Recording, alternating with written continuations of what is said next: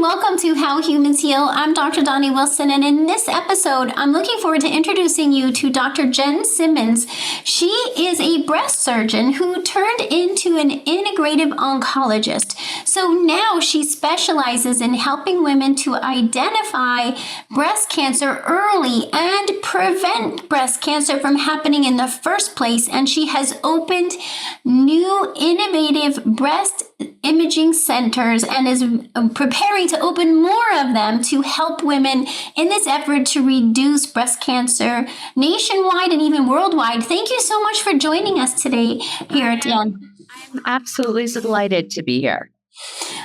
We've been looking forward to having this conversation. I'm so excited, and congratulations, your new book. You have the Smart Women's Guide to Breast Cancer and your new imaging centers, the Perfection Imaging Center. So we want to talk about all of that today. Tell us a little bit first, just, what that felt to you when you had that moment of clarity and you're like, hey, I've been doing surgery for women for all these years. I want to actually help them prevent this need for surgery and find another path for dealing with breast cancer. Tell us more about that journey for you. Yeah. So I wouldn't say that it was kind of a single moment of clarity. It was more like an evolution of clarity. So I really never know a time in my life where I didn't know about breast cancer. I absolutely cannot remember a time in my life where I didn't know about breast cancer. It's part of the fabric, the tapestry of my family. So I come from a breast cancer family. And when I was growing up, I had a first cousin. Her name was Linda Creed. She was a singer-songwriter in the 1970s and 1980s. I'm really going to date myself right now. She was beautiful, brilliant, larger than life, the queen of Motown Sound in Philadelphia. Wow. She walked into a room and lit the place up. She wrote 54 hits in all, and her most famous song was The Greatest Love of All. Really? Yes. That gives me goosebumps. I know. So anyone who was alive during that time knows that song, knows every word to that song, and knows the power of that song. So she actually wrote that song in 1977 as the title track to the movie The Greatest, starring Muhammad Ali. But it really received its acclaim in March of 1986 when Whitney Houston would release that song to the world. And at that time, it would spend 14 weeks at the top of the charts. Only my cousin Linda would never know, because Linda died of metastatic breast cancer just 1 month after Whitney released that song. She was 37 years old. I was 16, and my hero died. I can be transported back to that moment in a second. Her life and ultimately her death gave birth to my life's purpose. And I never wanted another woman, another family, another community to have to suffer the way that mine suffered. And so I did the only thing I knew how to do. I became a doctor, the first doctor in my family. I became a surgeon. I became a breast surgeon, the first fellowship-trained breast surgeon in Philadelphia. I became an oncoplastic surgeon, the first oncoplastic surgeon in Pennsylvania. And I did that really well and for a really long time. And I did it long enough for my aunt to be diagnosed. And I did it long enough for my mother to be diagnosed. And when I was about 15 years into my career, where my aunt had been diagnosed with Graves' disease about 5 or 7 years before her breast cancer diagnosis. And I was running my breast surgery practice, the cancer program for my hospital, and I'm a wife and a mother and an athlete and a philanthropist, and I think that I'm invincible. And I went from being probably one of the most high-functioning people you ever knew to I couldn't walk across the room because I didn't have the breath in my body to do it. And I had a 3-day, very intensive workup that ended in the office of my friend and colleague and physician. And he told me that I needed surgery and chemoradiation and that I was going to be on lifelong medication.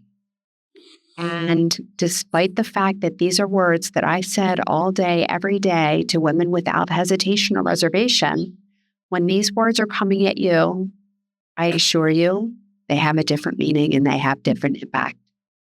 And all I could think of in that time and space, all I could hear was this inner voice telling me that there was something more, go find it.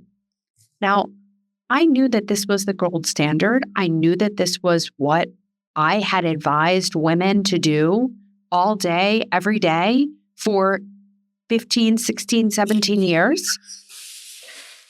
But I couldn't quiet this voice. And I was running an NIH accredited cancer program. It's not, I was as traditional in medicine as you can be. I had no inkling or idea that there was a something else, but that I continued to hear this voice telling me that there was another answer, another solution, go find it.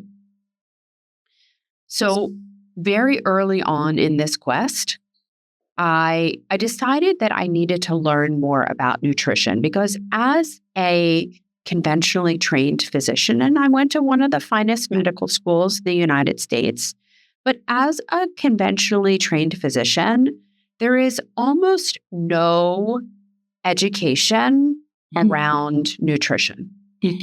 And basically all the education that we get is in our first year of medical school. And that is 15 hours. It's the minimum amount of time that medical schools have to train you, right? So 15 hours of education around nutrition in my first year of medical school, and then never again. And just to give you a little perspective, medical school is 4 years. My surgical residency was 5 years. My fellowship was 1 year. So we're talking about 10 years of higher level training. And only 15 hours of nutrition, yeah. 15 hours in nutrition. Nothing, virtually nothing. So I decided that I needed to learn more about nutrition. So I entered a certificate program called the Institute for Integrative Nutrition. After driving them essentially crazy for 6 weeks saying, are you sure I'm going to learn something? I'm already a physician. What is there to learn? This is a certificate program. What is happening here? And they assured me that yes, we've had plenty of physicians come through our program. Yes, you will learn something. Okay. So I'm sitting in one of the very first lectures. This tall, lanky guy with this big toothy grin comes on stage and he introduces himself as a functional medicine physician. Now, as I've stated, I am a conventionally trained doctor. I am really, really suffering. I am still my snooty booty self that doesn't exactly see what I could possibly be learning here, but I knew that I needed something, right? So he introduces himself as a functional medicine physician, and all I can think in my head is, there's no such thing as a functional medicine physician. What is this quack talking about? And then I remember I'm sick, right? And I'm there for a reason. So I check my ego at the door and I tune in, and thank God I did. Because what this man would talk about over the next 2 hours would not only telescope my path to healing, but he was also going to telescope the remainder of my career, the next chapter of my career, and ultimately how I was going to make this contribution to the world of breast cancer, since my commitment has always been, I want to end suffering from breast cancer, right? And I was not doing it as a surgeon. I was helping an individual in front of me. Maybe I could argue how much I was actually helping them, but I was helping them in that I was taking them from point A to point B, but I was keeping them on the same path. I wasn't ultimately affecting the trajectory of their life. So as it turns out, this man was Mark Hyman, and he would literally change everything for me forever. Because since the day I met him and since the day I heard him speak, I have thought about medicine in a completely different way, in a completely different light. Now, I am an early adopter, admittedly. I get very excited about things and I jump in. And this was no different. So I enrolled in the Institute for Functional Medicine that day. And so at one time, I was a full-time surgeon, a full-time mother, a full-time everything. And I was enrolled in the Institute for Integrative Nutrition, and I was enrolled in IFM. But, anyone who knows me and knows anything about me knows that A, I don't know what to do with free time, and B, I am the definition of overachiever. So I completely immersed myself in the study of functional medicine over the next 3 years. And when I finished, it was a bell I couldn't unring. I couldn't go back to being a surgeon and allowing people to not course correct, because there is nothing about surgery, about chemotherapy, about radiation, about anti-hormonal treatment. There's nothing about that helps anyone to get healthier. And my goal shifted. I got away from talking about curing breast cancer, and there's really no such thing. Right? My goal became, let's build your health. Let's make you healthy. Let's make you resilient. Let's create an environment that promotes health and wellness rather than one that fosters disease. And in order to do that, you have to examine every aspect of someone's life. You have to think about what is causing the disease, right? The root cause, inflammation, whatever it is. But at the same time, you have to give people the foundations of health. You have to help them to create a diet that is nourishing for them. You have to help them to drink water properly, to avoid toxins, to prioritize sleep, to prioritize the right kind of movement for them, to have detoxification practices, to take the social trash out of your life, and to live with purpose. Because really, the main predictor of why we're here and how long we're here is for what purpose are we here? And for as long as you're serving your purpose and living your purpose, you generally will live. And when your purpose is complete, that's when you move on to the next world. Oh my gosh, that's such amazing clarity. And I think it's huge. Really, I want to reiterate the point that when someone identifies a tumor and they're going in for surgery, and even they have the tumor removed and then maybe they're on a medication or whatever other treatment, it's all on that one path. And it's never looking at these things that you're just mentioning that's going to shift the path. So what you're really saying is, it's okay, yes, a person might need surgery, but we need to have that as part of a completely a comprehensive look at their. And is that what you found with your healing process, Jen? Did you? Absolutely. But, the main thing that I want to say is that, and the thing that my aha moment on that day with Mark Hyman was that we are completely focused on the wrong thing. In conventional medicine, we're completely focused on the wrong thing. We're focused on the symptom. But the symptom is not the problem. And especially in the world of cancer, all the focus is on the tumor, right? But the tumor is not the problem. The tumor is the symptom of the problem. And unless we figure out what is driving that symptom, what is to change the trajectory of that course? So, yeah, you can take the tumor out, but unless you deal with why the tumor was there, what is to stop it from coming back?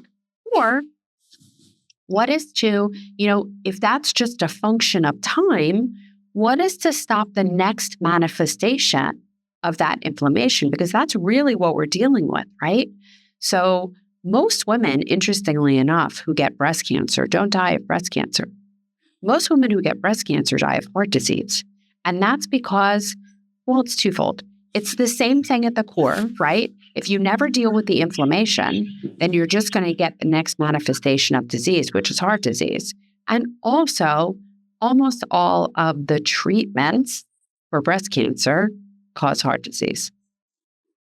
And so we're basically trading in one diagnosis for another, which is the paradigm of conventional medicine, is just kick the can down the road and play this never-ending game of whack-a-mole. So you treat one symptom, and either the treatment or the inflammation causes you to have another symptom. So you treat that, and that leads to another symptom. Treat that, and that leads to another symptom. And, without going to the conspiracy theory place, that is very much by design in that is the intention of that system, in that they want you to use another drug that needs another drug, that needs another drug, that needs another drug, that eventually needs a hospitalization. I mean, this is very, very, very much by design. And I think, unfortunately, the physicians and the practitioners inside of this system are the unagreeing victims, right? Like they are the unintentional victims of this horrible system, because the only way that doctors and nurse practitioners and blah, blah, blah, blah, blah, the only way that providers get paid is if you're sick, because there's no reward for you being healthy. So I don't think it's that they don't want you to be healthy. I don't think that it's that they want you to be sick. But in this current design, there is no way for them to be remunerated unless you're sick. So there's no incentive to a doctor they're not taught how to make you healthy, right? Like all of my practice now was achieved through going outside of the system and getting educated. And it's, tens and tens of thousands of dollars to do that. And P.S., I started over at 50. How many people are willing to walk away from being the department head and having an extremely lucrative job where you just collect a paycheck every week and you never have to worry about where the money's coming from, to walk away to go into this alternative space? Right? So it takes a huge, huge commitment and a leap of faith, which most doctors, they're not gamblers. They're not. They signed on to be a physician because it was a steady Eddie job. And to go into this like big blue ocean of a space, it's scary. It takes a lot. It takes a lot. And I do know that this is the medicine of the future, without question. And this generation coming up, I always forget, like Gen X or Gen Z. I never know. I don't know what they are. But this generation coming up, they will not tolerate the system that we came up in. They won't. Yep. Do as I say, not as I do? No way. No way are they going to take health advice from someone who is not walking their talk, right? I see it all the time now. I had a patient yesterday who said, I was going to a weight loss doctor who was overweight. And I said, the hell am I going to you for? You haven't figured it out. Why would you figure it out for me? Right? So that whole do as I say, not as I do, I always said for years, even before I had this age of enlightenment, my father's cardiologist was like a 350-pound man.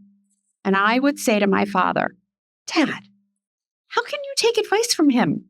He looks like he's about to drop over.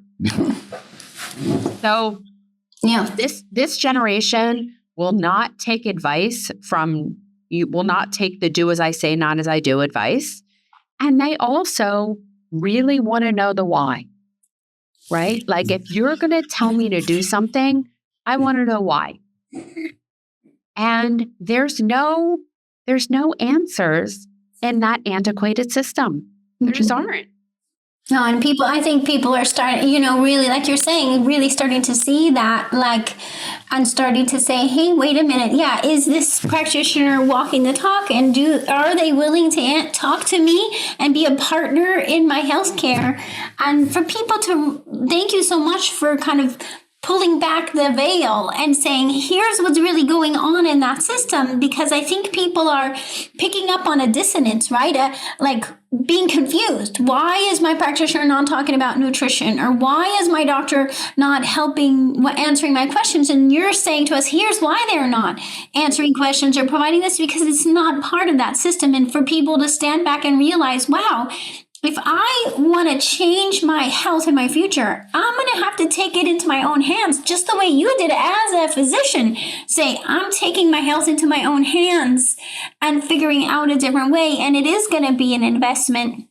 It's going to be an investment in a different path, but it's going to be worth it, right? Because then you have your health in your life. Yeah. Yep. Absolutely. And I think the other thing to remember is that there is really no future in this current system. There just isn't. And there is no education around how to make people healthy. And when people are going to their doctors and asking these questions, and instead of saying, I don't know, because they don't know, and they're uncomfortable with that, they're saying no. And the people are being enlightened. They're like, wait a minute, why are you saying no to something that seems so logical? Yeah. Right? Like, how is it possible that eating processed food and eating real food are the same? Right? Like they haven't even brought logic into it. And people are logical. And they know. Oh my gosh, I love this, and you're making me think back to my decision back when I decided to go to naturopathic medical school, because I got a pre-med degree. I was on the path to become a medical physician, and one day I had the thought. It's so interesting based on what you're saying. I thought, I want to study a type of medicine that includes nutrition. And that's what got me to go toward naturopathic medicine at that time. Talk about who knows where I was headed, but I just felt like I want to practice medicine that includes nutrition. And I could see that there was no nutrition going to happen in that other conventional plan. Yeah. And also to just relate to all of the women who I work with abnormal pap smears and cervical cancer risk, because I want to just mention that what you're describing is completely relevant to not just breast cancer, but also cervical cancer risk, let alone any cancer and any health issue, autoimmunity for that matter, right? Because we need to be able, no matter what's happening with our health, to say, hey, it's not just about the abnormal pap or the HPV or the tumor. It's not just about the symptom that's showing up on the test. It's about, and I want to get into this now, how do we look at the root causes? And I know this is what you cover in your book, is guiding people, like, how do you really think the smart woman is going to think through, how do I think this through and solve this for myself that's not going to happen in that standard system? But I also want to make sure we take time to talk about this imaging. Do you want to talk about the imaging first? Well, we can talk about all of it. I mean, we're going to be fine. But okay, let's start off with the fact that 80% of chronic disease is preventable. 80%. right? So the kind of chronic disease that you deal with, the kind of chronic disease that I deal with, the kind of chronic disease that the cardiologists deal with, that the neurologists deal with, that the gynecologists deal with. Yeah. Preventable.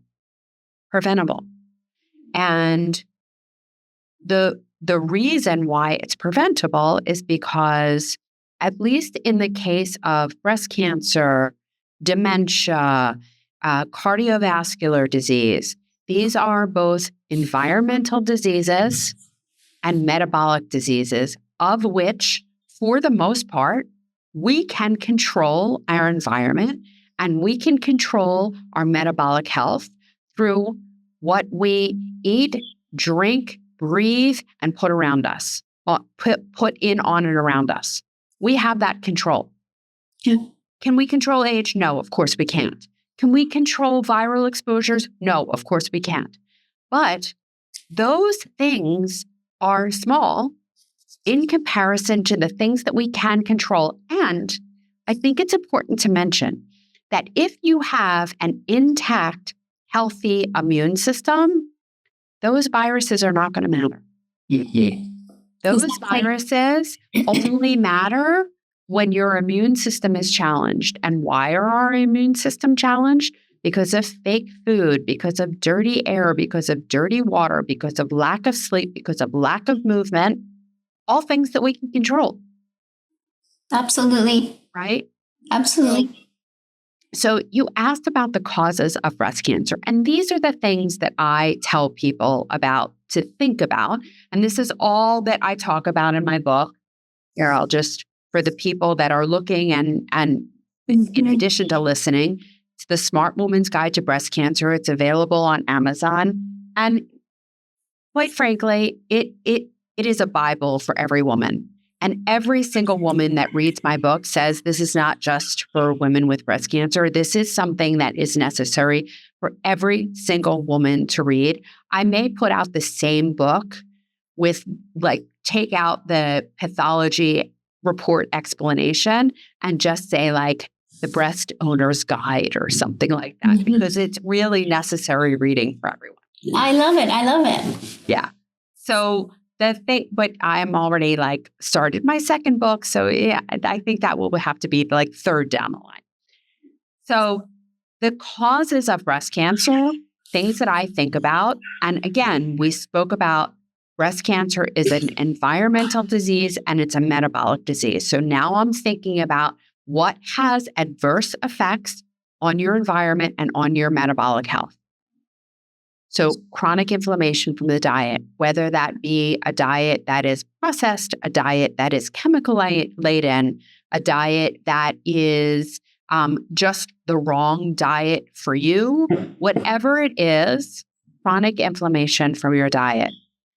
Processed foods in particular are a whole other thing, because processed foods are foods that have been transformed into a state in which the body does not recognize them as food. We are modern beings living on a very old gene code. So our bodies know to recognize real food. And when we start to feed it these frankenfoods and food-like substances, our bodies are like, hell is a Cheeto? This is not speaking my language. Yeah. What is a Twizzler?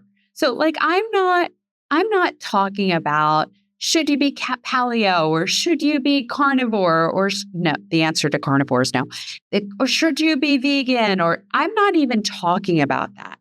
I'm talking about eating things that are sold in stores as food that are not food.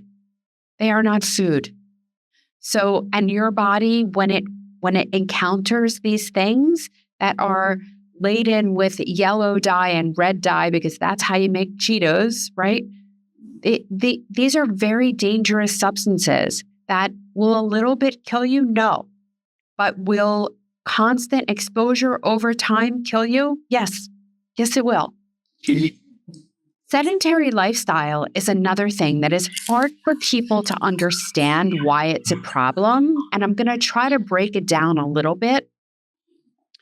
But We are, again, modern beings living on a very old gene code. We understand two states. We understand safety and we understand danger. We only understand danger to be very primitive danger. We don't understand a fight with our sister. We don't understand traffic. We don't understand that. We understand saber-toothed tiger getting ready to eat you or safe in the cave and nothing in between. So if you have a saber-toothed tiger on your tail, you are built to kind of shunt all your blood flow to your muscles so that you can run away, right? And raise your blood sugar to feed those muscles so that you can run away and take the blood flow away from non-essential things like your brain, because you don't want someone thinking like, should I go left or should I go right? You just want your brain thinking, run, run, run, run, run. So the only thing that's being perfused is your monkey brain, your basic instinct, right? That's why when you're totally stressed out, you can't make decisions because your brain's not being perfused correctly. So you're either meant to be in this state for like 15 seconds, maybe 30 seconds, or get eaten by said tiger. But we are not meant to be running away from a saber-toothed tiger for 3 hours or 3 days or 3 weeks or 3 months or 3 years. Unfortunately, in modern times, we are running away from saber-toothed tigers all the time. Everything around us is saber-toothed tigers. And there's a lot of CRAP around us, right? Like a lot. And so we are meant to be in sympathetic drive, that fight or flight drive, less than 5% of the time. But in reality, we are in that fight or flight state 30, 40, 50% of the time, right? So if we are in a sedentary lifestyle and yet in that sympathetic state, our cells are being bathed in cortisol, our stress hormone, and we're not burning it off. And in the meantime, we're shunting our blood flow away from vital organs, brain. And one of the things that's not a vital organ is the breast. So we're shunting the blood flow away from the breast. And what happens? The toxins that are in there are not getting pumped away because we shut off the circulation to the breast, essentially. So our breast cells are being bathed in toxins. Breast cancer. Have you been dealing with high-risk HPV virus and potentially abnormal cells on your pap smear result? I'm Dr. Donnie Wilson, naturopathic doctor and midwife, and I've been helping thousands of women over the past 24 years to help them clear the HPV virus to negative and prevent cervical cancer. And I would love to teach you as well. I invite you to join me at my next free 5-day online workshop. I'm going to be teaching you all about HPV. I'll teach you all about understanding your pap smear results, clearing HPV to negative, and help you to understand what's making you susceptible to this virus in the first place. Just click on the link down below, and it will guide you to join me at the very next workshop where I'm going to be able to guide you to create your healing plan to get rid of HPV. I look forward to seeing you there in the workshop. Another part of that stress response that we'll also talk about is that when you need more glucose for your muscles to run away, you raise your glucose, so you raise your insulin, so you raise your insulin-like growth factor. This is essentially growth factor for cancer cells. So it's multifactorial for sure. I don't want to oversimplify it for the purposes of this explanation, but I can tell you that under-exercise is a huge issue. Over-exercise is also a huge issue for the reason that we talked about before. You are not designed to run away from a saber-toothed tiger for 3 days, 3 weeks, 3 years. You're just not. So over-exercise, you're telling your body that there's a tiger on your tail, and this is very stressful. So over-exercise is an issue. Radiation exposure is an issue. And the radiation is coming from repeated mammograms. And I am very famous for for stating that I don't think that everyone needs another screening mammogram ever again. Screening. I'm not talking about diagnostic. If you have a lump in your breast, you should go have whatever test is needed to get a diagnosis. And I am not saying that one mammogram will hurt you. It will not, right? One mammogram is not hurting anyone, and no one has one mammogram. Most people who are in the mammographic screening program are getting screened every year, starting maybe at the age of 35, maybe at the age of 40, and they're being screened year after year after year after year after year until they're 70, 80. I've seen 90-year-olds still going in to get their yearly mammograms. And just know that with every mammogram you get, you increase your risk of getting breast cancer. And the more mammograms you have in your lifetime, the higher your risk is of getting a breast cancer.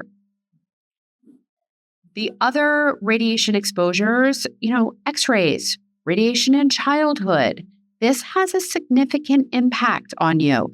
If you had a cancer like a lymphoma in childhood and you had what we call mantle radiation, those women are at significant increase of the development of breast cancer almost to the day 20 years after they've had their radiation for lymphoma.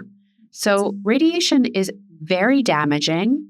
And we say, and we know in every other scenario that radiation causes cancer. And yet, when we talk about mammograms, we pretend, because that has a nice name, mammogram, we pretend that it doesn't cause cancer. It does. Of course it does. Right?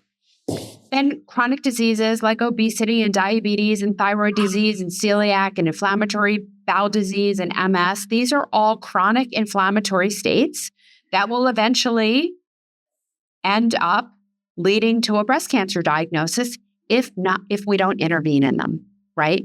If all we do is suppress the symptom, take diabetes, if all we do is try to manage the blood sugar with medications rather than getting rid of the reason why you have elevated blood sugar, then we don't change the ultimate manifestation.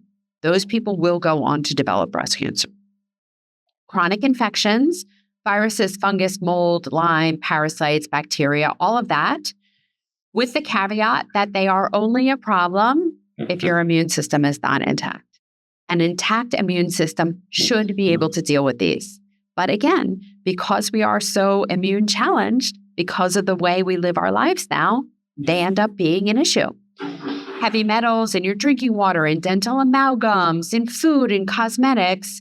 So we need to be mindful about, are there metal amalgams in your mouth? If there are, have them safely removed.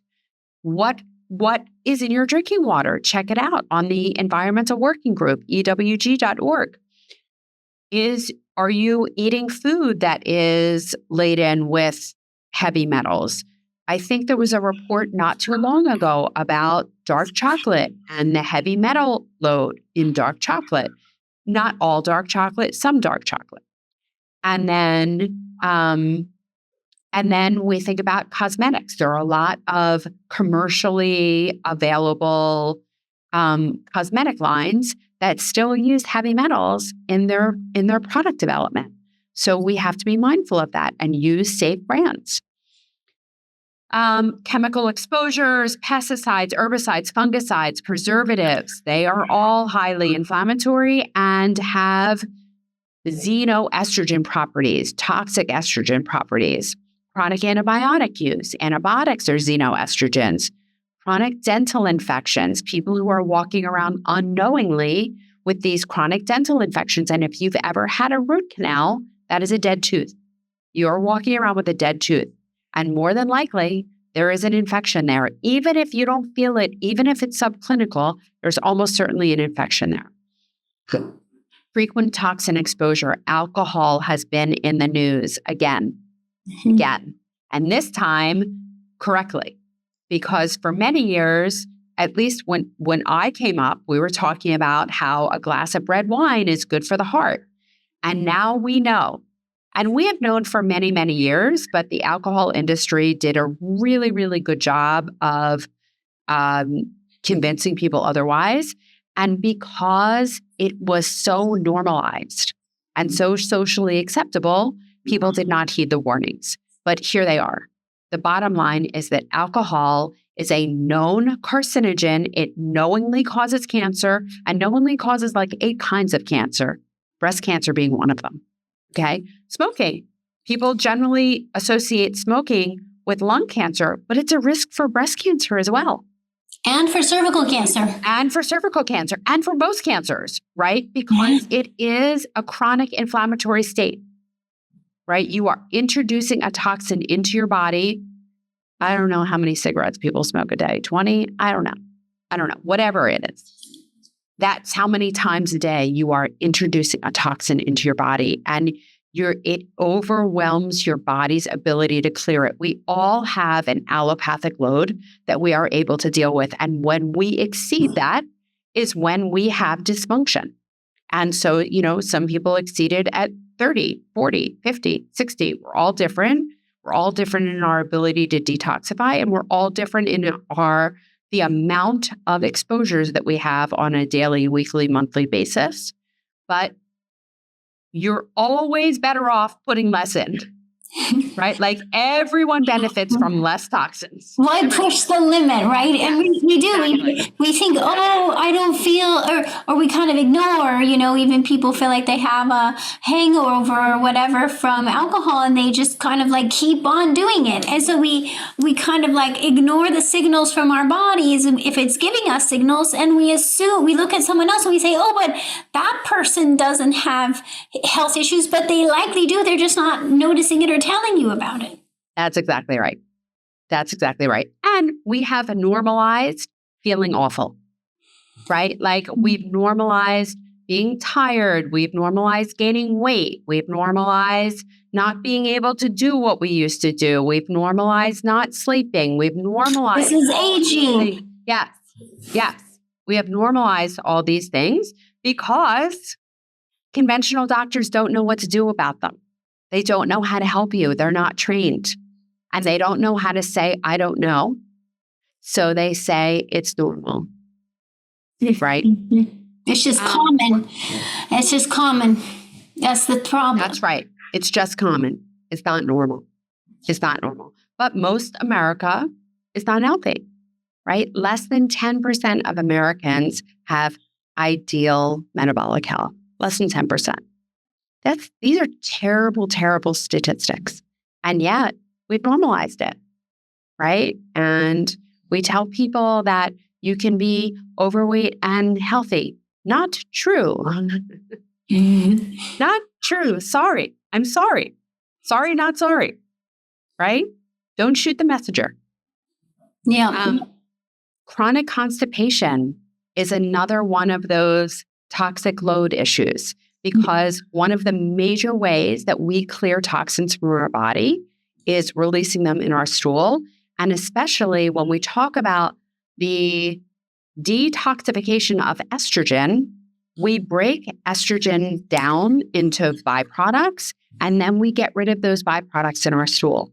And if we're not doing that, they come back into circulation. And this is a problem because we can't afford to reabsorb the toxins. Our livers are busy enough trying to get rid of them in the first place. They don't want to get rid of them twice, right? So chronic constipation is an issue, and that means that you are moving your bowels less than once a day. I would even argue that once a day is probably not enough. Yeah, I agree. Insomnia. Insomnia is a huge problem, and this is where the healing happens. So if you're not sleeping, you're not healing. And if you're not healing, you're not detoxifying, you're not getting rid of the toxins, you're not repairing. And this is where cancer happens. Chronic sleep deprivation, short sleepers, night shift workers, it all falls under the same guise. Being overweight, as we talked about, there's no such thing as being healthy and overweight. They are mutually exclusive. The electromagnetic field, because it is directly damaging to our cells. Unresolved trauma, because if you don't deal with the trauma, it will manifest as physical illness. Chronic stress, difficult relationship, bad marriage, horrible boss, whatever it is, we are not meant to be in that chronic stress state. We're not meant to be in sympathetic drive for more than 5% of the day. And if you are under chronic stress, your percentages are way off and you have the dysfunction to show it.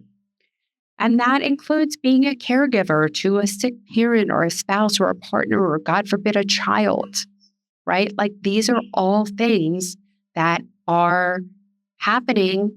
And it's not as if the person is volunteering for this or creating this situation. This stress is very real, but it turns out it's not the stress that matters. It's your perception of the stress and how you're dealing with the stress and what you're allowing, the effect that you're allowing that stress to have on you, right? So it's about stress management more than it is about the stress itself.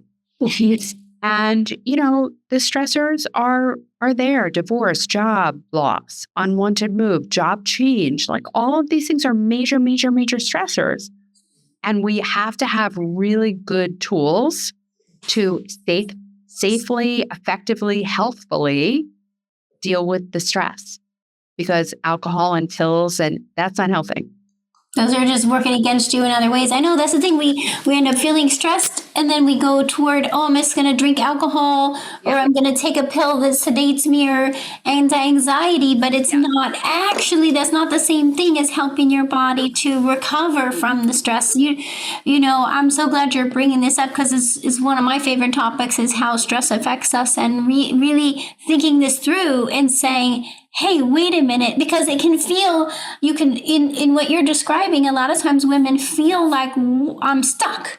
I'm trying to take care of everything, do everything, and I can't even imagine how do I even start to change it. And this is what I want listeners to know is that's why Dr. Jenn and I are here, is we specialize in helping you to create that kind of change, to identify these things. And you start to look around you and you go, oh my gosh, I'm surrounded with maybe toxins and food choices that are not ideal and maybe lack of sleep and also stress in that big mix. And it can be overwhelming to realize it and say, what am I going to do now? And that's exactly why we have your book, we have my book, we have us to say, let's help guide you through the steps. It's not an overnight change, right? It's not about a single pill, a single surgery, a single day. It's a process. Yes, absolutely. And so, I said that these are the causes of breast cancer, but you could take away that breast cancer part and say that these are the causes of chronic illness, right? Like this pretty much applies to everyone. I don't know that this is necessarily specific to breast cancer, but these are the things that we think about when we try to help people get to their why and to reduce it down. And so at the same time, when we think about this in the context of someone who has already had breast cancer, if you're looking to prevent breast cancer, we're showing, here are the landmines. Here are the landmines to avoid. This is how you prevent breast cancer. And there is no one thing that you can do to prevent breast cancer, right? Like there's no magic formula. I wish there were. Then I could retire, like done, I'm out. And I do look forward to that day, right? But in the meantime, if you are trying to put together a prevention plan, and again, I talk about it in my book, The Smart Woman's Guide to Breast Cancer, but if you're trying to put together that prevention plan, then you're thinking about eating in a way that's nourishing. You're thinking about optimizing your metabolic health. You're thinking about prioritizing sleep, getting daily movement. And oftentimes, depending on how old you are, you need to think about what that movement looks like. So you can be heavier in the cardiovascular area when you are premenopausal, but as you move to the postmenopausal side of things, your goal needs to be muscle building or muscle preservation, because that is the center of your metabolic health and you need to preserve that. And then you're thinking about what toxins you are putting in, on, and around you. and minimizing those toxins. You're thinking about detoxification practices. You're thinking about how you are going to effectively manage the stress, because again, it's not the stress that matters. It's the effect that you allow the stress to have on you that matters. And then living with purpose, living joyfully, right? So these are the things that I think about in terms of creating a prevention plan, because if you are checking all those boxes, the likelihood is that you're going to live a pretty uninflamed life. And that's the key. We want to lower and minimize inflammation. And you can monitor those things. You can monitor certain levels in your blood and just make sure that these areas are being looked at. Your metabolic health is being looked at. Your immune health is being looked at. Your inflammatory health is being looked at. And you want to optimize these things, right? You don't want to just fall into normal, because normal is 95% of Americans. And 95% of Americans are not normal, right? Those normals that you see when you go to LabCorp or Quest or whatever it is, that includes 2.5 standard deviations from the mean. That is not normal. You don't want to be that kind of normal. You want to be optimal. And you get the optimal message from people like you and I, because this is what we talk about. We talk about what is optimal and how to get there, right? And then, of course, I think it's important to do screening, because even when you think you have that managed, you want to make sure for sure that you have that managed. So for me, when I think about breast cancer screening, I think about 3 things. The first thing I think about is self-breast examination, because no one is ever going to know you better than you know yourself. No one. I want you to know something. Every single woman thinks her breasts are lumpy. There is no exception. I have not met the woman yet. I don't know how many thousands of people I have examined. I've never heard a woman say, my breasts aren't lumpy. My breasts are smooth as like never, ever. Doesn't happen. Everyone thinks their breasts are lumpy. Fine. On your lumps. You know what your lumps feel like. Know what your breasts feel like when they're quote unquote normal, so that you can know what they feel like when there's been a change, right? And when there's been a change, that's the time to bring it to the attention of your provider, either your OBGYN or maybe you or your internist, or maybe you already have a relationship with a breast surgeon. That is the time to bring it to their attention. The second thing that I recommend for people to do, and I recommend this twice a year, is something called the Auria test, the tears test. And what this does is it takes a little piece of litmus paper and you put it in your eye, and it collects a fluid sample. It's a tiny, tiny amount. And what it's looking for are 2 proteins that are inflammatory proteins that are associated with the earliest stages of breast cancer. And these are the S100A8 and S100A9 proteins. We have a video up on YouTube if you want to learn more about this test and what it means. But I use this test as a screening tool for breast cancer. It is 93% sensitive, which means that if you have breast cancer, 93% of the time, this will detect it. That's amazing. Way better than mammogram. Way better than mammogram. And if you have a clinically significant result, there is a 58% specificity, meaning that 58% of the time, if you have a clinically significant result, you do actually have breast cancer. And 42% of the time, you may not have breast cancer yet, but you do have the inflammatory proteins that are associated with breast cancer. And that, my friends, is opportunity. This is your opportunity to take control of your health. You know that you have inflammation. You know that you have the precursors to breast cancer. This is your opportunity to change that path, change that trajectory, and reclaim your health. Now, if you have a clinically significant result on Auria, and this is the third part of my screening, I do recommend that you get imaging. And the imaging that I'm using is a QT scan. So a QT scan uses circumferential sound waves transmitted through a warm water bath to collect data points and create a true 3D reconstruction of your breast without pain, without compression, without radiation. So I opened the first independent imaging center on the East Coast. It's called Perfection Imaging, and perfection is spelled with a QT in the middle. I also have an imaging center in Novato, California.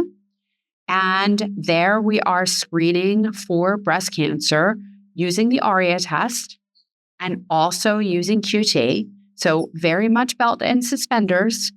And this is the way that I am screening for breast cancer without putting women at risk, without suffering, without pain, without discomfort.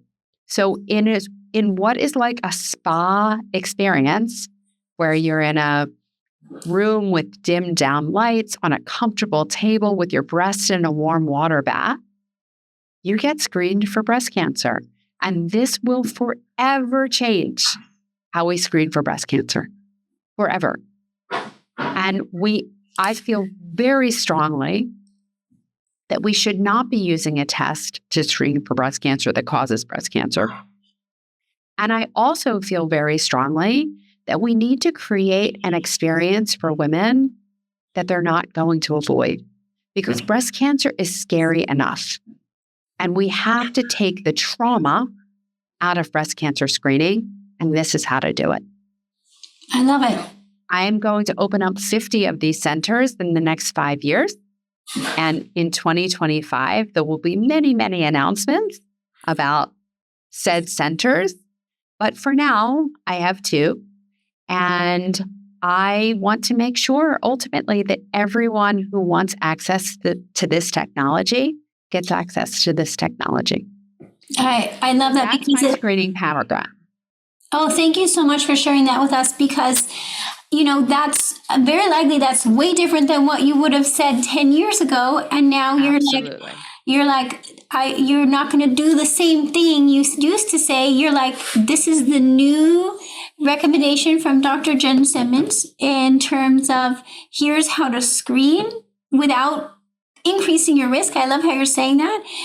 And also increasing your confidence, because now women can feel empowered about having information they need to then say, okay, whatever my results are now, like you said, it's an opportunity to take action to decrease the inflammation and decrease the risk of cancer. And if you've had cancer, prevent it from coming back again. Absolutely. All of that. It's Absolutely all of that. It's really like out of this world. Just like I only want to root for you and let everyone know that this exists, to say you're not going to find this from your standard doctor's office. You're not going to find this in the conventional system. They're not going to be talking about, right? They're not going to be talking about QT imaging at this point in time. No, they're probably not. But in 5 years, it's going to be part of all of the conversations without question. So it's in its infancy now. And, until I got involved, no one had heard of it. But I'm so proud to be rolling this out to the women in the United States. Eventually, it will, without question, be global. So right now, what the company is focused on is the development of brand awareness in the continental United States. And so, what would you say women should think about? Hey, I'm going to travel to the imaging centers that exist until there's more of them available, and don't wait until 5 years. Might as well start now and start shifting the path you're on and invest in traveling to get this imaging instead of continuing on the path of the mammograms, unless you need a diagnostic mammogram. Yes, I would say that, with the exception of everyone in the United States can do the Auria. You can do this from home. Yes. So this is Auria, AURIA.care. And if you use my code DRJENN20, Dr. Jenn 20, If you use my code, you'll get 20% off of this test. It makes it very, very affordable. And you can do this from the comfort of your own home. If you have a clinically significant result, even if you don't have access to a QT center, please go get imaging. Please go get imaging. If they can't find anything on that imaging, it's okay. It means that this process is so small that you have the opportunity now to know that you have inflammation in your breast, know that you have the precursors to breast cancer, and use this opportunity to optimize your health. Because when we grow our health, disease goes away. When we promote health, disease goes away. And as we talked about today, health doesn't happen in a doctor's office. Doesn't happen in a hospital, in a surgical suite, in a chemotherapy suite, in a radiation suite. Health happens at home. Health happens at home with the things that we do every day. And we have so much more control than we think. And this test is informing you to take control of your health. Do what you need to do to take back control of your health.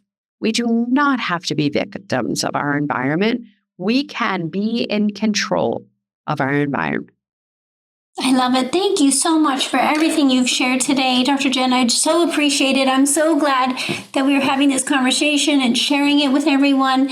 And everyone who's listening, I'll make sure to put the notes and links that we've talked about today in the notes below, and also contact information for Dr. Jenn as well as the Perfection Imaging Center, so you can take the next steps.